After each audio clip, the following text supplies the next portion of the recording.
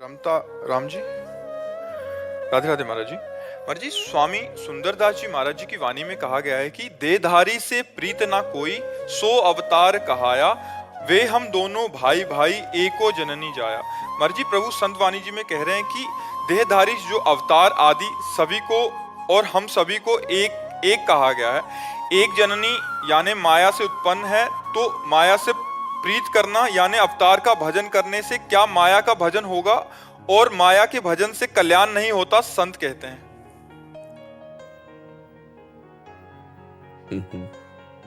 महापुरुषों की वाणी का रहस्य समझना शब्दों से नहीं होता। एक होता है शब्दार्थ, एक होता है वाच्यार्थ, एक होता है रहस्यार्थ। क्या भगवान का शरीर पांच भौतिक है? गोस्वामी तुलसीदास जी कहते हैं, चिदानंदमय देह तुम्हारी और विगत विकार जान अधिकारी। चिदानंदमय देह भगवान की होती है। भगवान का शरीर पांच भौतिक थोड़ी होता है।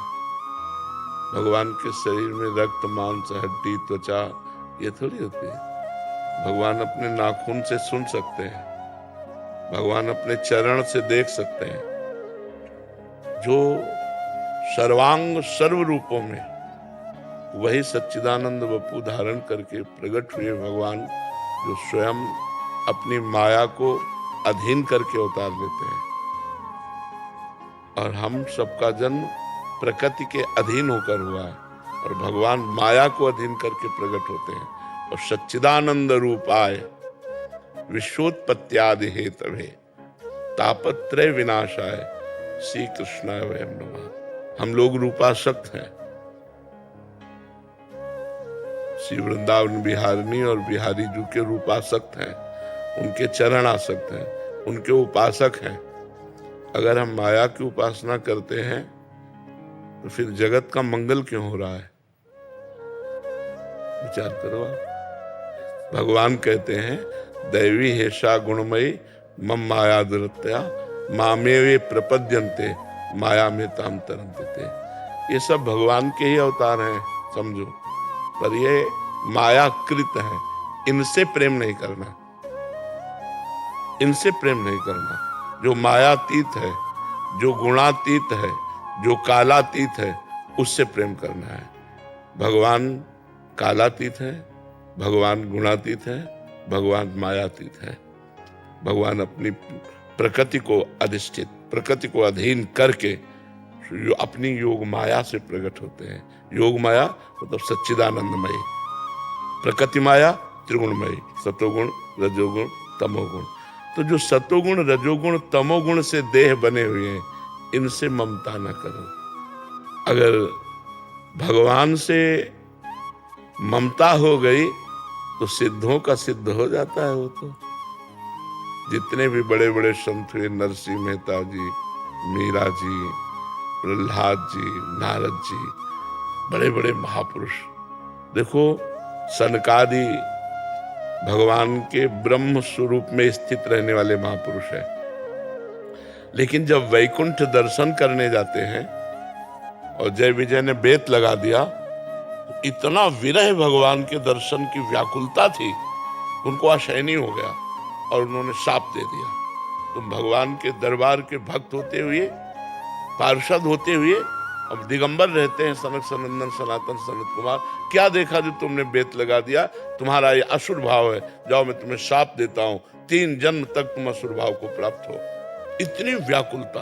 और जब भगवान आए वैकुंठनाथ, उनके दर्शन से, उनकी तुलसी की गंध जो चढ़ी हुई चरणों से, वो ब्रह्मानंद में छके हुए महापुरुष विकल हो रहे थे। जनक जी परम ज्ञानी महापुरुष हैं। जब वो भगवान श्री राम के रूप को देखते हैं तो विश्वामित्र महामुनि ज्ञानी, विश्वामित्र जी महामुनि और परम ज्ञानी हैं। तो परम ज्ञानी जनक जी उनसे पूछते हैं, इन्हीं बिलोकत अति अनुरागा बरबस ब्रह्म सुखई मन त्यागा। क्या जनक जी जैसे ज्ञानी किसी देह पर आसक्त हो सकते हैं? लेकिन राम रूप को देखते हुए क्या बोले? इन्हीं बिलोकत अति अनुरागा बरबस ब्रह्म सुखई मन त्यागा। जबरदस्ती हमारा मन इनके रूप में आसक्त हो रहा है ब्रह्म सुख का त्याग करके, जबकि सहज विराग रूप मन मोरा, मेरा मन वैराग्य धारण नहीं करना पड़ता, सहज विरागी है, शब्द स्पर्श रूप रसगंध इससे सहज विरागी है। लेकिन इनका रूप तो बरबस ब्रह्म सुख ही मन त्यागा।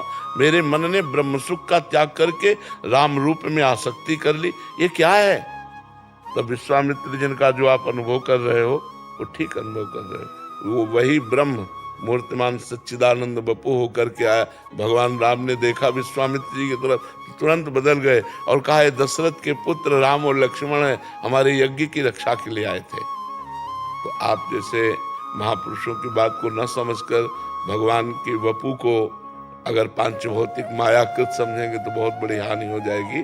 श्री सुखदेव जी परमहंस हैं, गर्भ से ही महात्यागी है, ऐसा कोई त्यागी नहीं हुआ, गर्भ से ही महात्यागी है।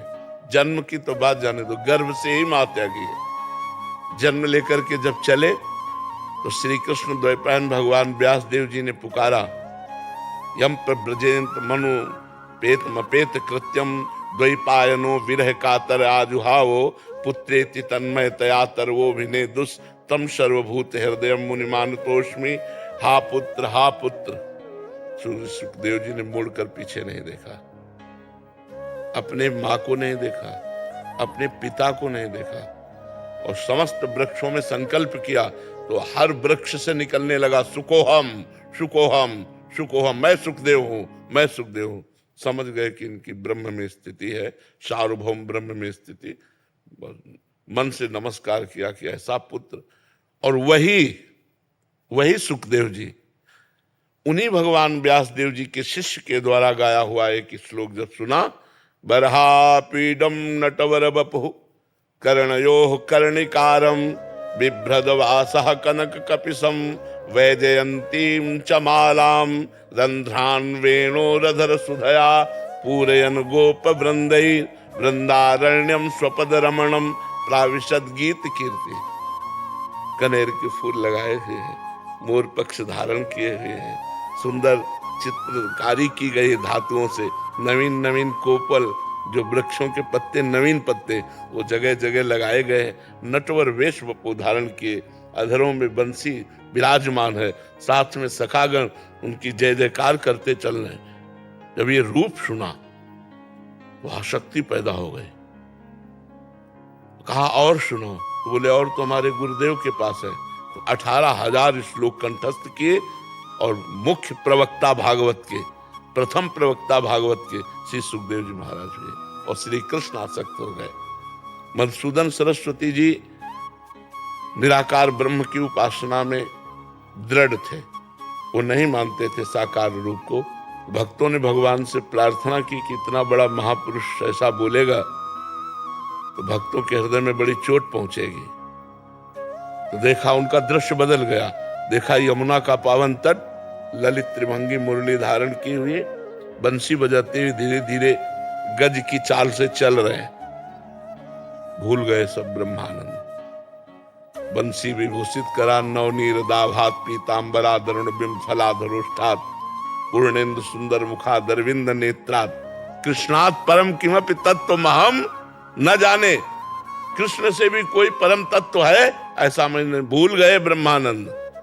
बड़े बड़े ब्रह्मानंदों के ब्रह्मानंदी का ज्ञान भुलवा करके और अपने में आसक्त कर दे, वो रूप है क्या? वो रूप पांचभौतिक हो सकता है? जिन महर्षियों ने, जिन ब्रह्म ऋषियों ने, जिन भक्तों ने सब रूप रस का त्याग करके संसार के शब्द स्पर्श रूप रस गंध का त्याग कर दिया, वो श्री कृष्ण रूप में अनुरागे, वो राम रूप में अनुरागे, तो क्या ये पांचभौतिक स्वरूप है?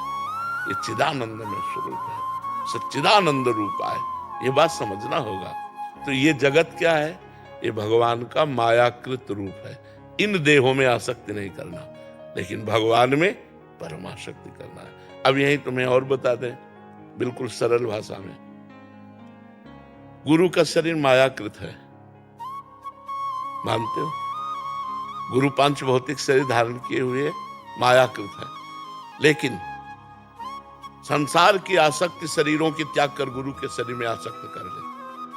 गुरु में आसक्त हो जाए, और जो गुरु में आसक्त हो गया वो परब्रह्म में प्रतिष्ठित हो जाएगा। तो विचार करो, जब पांच भौतिक देहधारी गुरु में आसक्ति कर लेने पर वो ब्रह्म में स्थित हो जाता है। गुरु आसक्त चित्त ही महान पुरुष हुए हैं। जितने हुए हैं महान पुरुष वो सब गुरु आसक्त चित्त हुए हैं। कोई भी महापुरुष हो उनको देखो अपने गुरु में कितने आसक्त है। ऐसे आसक्त महापुरुष जो समस्त देहों का राग त्याग दिए, अगर देहासक्ति ना करते, गुरु से प्यार ना करते मां की तरह, तो वो स्थिति प्राप्त ना होती। तो गुरु तो पांच भौतिक देहधारी होता है और भगवान तो चिदानंद में देह वाले होते हैं। अब विचार करो, पांच भौतिक देह में ये अग्नि तत्व तो इसमें मिला हुआ है। अगर मुंह में कोयला रख दिया जाए तो जल जाएगा ना। और भगवान श्री कृष्ण 5 वर्ष की अवस्था है और ग्वाल बाल पूरे जंगल में आग लग गई और सब बीच में फंस गए, मैं गौओं सहित। कहा कन्हैया हम सब मर जाएंगे, इतनी ये जो जंगल की आग है ये हमें सब भस्म कर देगी। भगवान मुंह बगारा और पूरी आग को पी गए। दूसरी बार मुंजा टबी में आग लगी, सबसे कहा आंख बंद कर लो, और सबको भांडीरवट भेज दिया उनको उठाकर, और आप पूरी आग को पी गए। आप विचार करो, एक बूंद जहर काफी है कालिया का लोगों को मारने के लिए। पूरा जहर का दह है और उसमें काली नाग रहता था, 101 फण वाला। भगवान कूद करके उस दह में और उसको मान मर्दन करके और आदेश किया रमणक द्वीप जाइए। और भगवान, अगर भगवान का पंच भौतिक देह होता वही भस्म हो जाता। सोचिए, 7 वर्ष के गिरधारी हैं और 21 किलोमीटर के गिरिराज जी है। ऐसे 7 दिन 7 रात, क्या पांच भौतिक शरीर में ऐसी सामर्थ्य है? विचार करके देखिए। तो महापुरुषों के कथन को हमको समझना होगा। इन देहों से राग मिटाने के लिए कह रहे हैं, ना कि भगवान से। जब भगवान में प्रेम हो जाता है तो सुंदरदास जी ने लिखा है, न लाज तीन लोकन की, न वेद को कहो करे, न शंख भूत प्रेत की, न देव जच्छते डरे, सुने न कान और की, दृश्य न और इच्छना। सुंदरदास जी कहते यही है भक्ति प्रेम लक्षणा। तो प्रेम किससे? भगवान से ना। ये बात सर आप और पढ़ करके देखिए, कितनी वाणी में भगवान के कितने सुंदर प्रेम का वर्णन किया है, कितने सुंदर प्रेम। तो महापुरुषों ने निराकार और साकार दोनों का वर्णन किया है। तो भगवान की देह से वैराग्य की बात कहीं नहीं कही गई। आप कहिए हमें लिखित दिखाना कि भगवान की देह से जितने बड़े बड़े परमहंस हुए वो सब भगवान में आसक्त चित्त थे। देखो सनकादि निरंतर हरिशरणम रटते रहते हैं। भगवान शंकर भगवान का चरणोदक माथे पर धारण किए हुए गंगा जी और हर समय हरि कथा कहते रहते हैं। इसलिए कभी ऐसी भ्रम में न पड़ जाना क्योंकि इतना प्रभु के इतने प्यारे लगते हैं तो क्या हो। नहीं बच्चा, ऐसे भ्रम में मत पड़ जाना, ऐसे भ्रम में मत पड़। शास्त्रों को इसीलिए कहा गया गुरुजनों से सुना जाए, महापुरुषों से सुना जाए। नहीं तो जैसे राजा अपने खजाने को भूल भुलैया के मार्ग बनाकर तब उसमें रखते थे कि अगर कोई जाए ना तो भटकता ही रहे, खजाने तक न पहुंच पावे। और कोई वहां का निजी जो राजा का होता था वो उस भूल भुलैया को क्रॉस करके उस खजाने तक पहुंच, क्योंकि उसे पता है, उसे नक्शा पूरा पता है कि ये भूल भुलैया वाला है और ये सीधे मार्ग है। तो प्रथम सुने भागवत भक्त मुख भगवत बानी। किसी महापुरुष से शास्त्रों का स्वाध्याय करना चाहिए जिससे उसके रहस्य समझ में आ जाए, नहीं हम भ्रम में पड़ जाएंगे। और जैसे अब ये भ्रम पड़ जाए तो बहुत बड़ी हानि हो जाएगी, पूरा जीवन व्यर्थ चला जाएगा। भगवान पर दोष दर्शन हो गया तो बचा क्या, भगवान के श्री विग्रह में दोष दर्शन हो गया तो बचा क्या। ये बात बहुत समझना है, नहीं?